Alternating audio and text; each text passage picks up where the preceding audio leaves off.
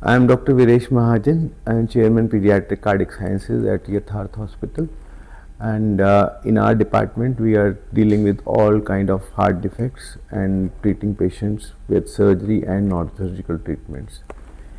One of the common subsets and the more complex subset is cyanotic heart disease, जिसको common term में एक blue baby, और इसमें basically बच्चे का जो मेन प्रेजेंटेशन होता है कि उसके नाखूनों में या उसके लिप्स पे नीलापन देखा जाता है. और जब पेरेंट्स ये नोटिस करते हैं, they come to the doctor and फिर उसके बाद सैचुरेशन नॉर्मली हमारी ऑक्सीजन लेवल 95 to 100% होती है, बट इन बच्चों में ये सैचुरेशन कम होता है जिसके कारण नीलापन आ जाता है. नीलापन जो आम आँख में दिखने पे पता लगे वो लेस देन 85% सैचुरेशन पे रहता है, और यूजुअली ये इंडिकेट करता है कि कुछ प्रॉब्लम हार्ट में सिग्निफिकेंट है.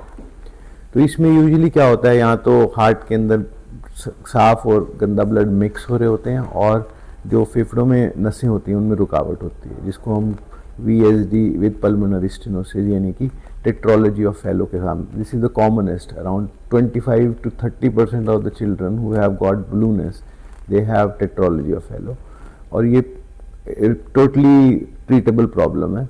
अगर इसको ट्रीट ना करें तो केवल 10% बच्चे ही अपने 10 ईयर्स कंप्लीट कर पाते हैं, उनको प्रॉब्लम्स हो जाती हैं, कॉम्प्लिकेशंस हो जाती हैं. बट अगर उनको हम टाइमली ट्रीट कर दें तो they lead a near normal life. दूसरा जो अदर सबसेट है जिसमें नीलापन आता है, that is transposition of great arteries. इसका डायग्नोसिस बहुत जल्दी होना बहुत ज़रूरी है, बिकॉज इसका treatment with in first 1 month होना चाहिए.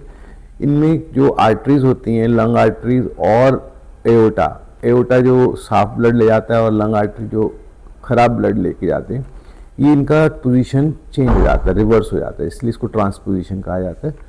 और इसके लिए इसको विद इन 1 month एक सर्जरी जिस known as arterial switch operation वो करना होता है. और उसके बाद it's a very high risk surgery, but अगर सर्जरी टाइमली हो जाती है तो आगे लॉन्ग टर्म रिजल्ट्स बहुत अच्छे हैं और ये बच्चे नॉर्मल लाइफ जी सकते हैं. तो साइनोटिक हार्ट डिजीज़ ऑल्दो काफ़ी स्ट्रेस करते हैं, बट इसमें इनको काफ़ी सीरियसली लेना चाहिए, और इसके लिए एकदम से डॉक्टर या एक स्पेशलाइज्ड सेंटर को अप्रोच करना चाहिए जहाँ पे ये सर्जरीज अवेलेबल हों. Thank you.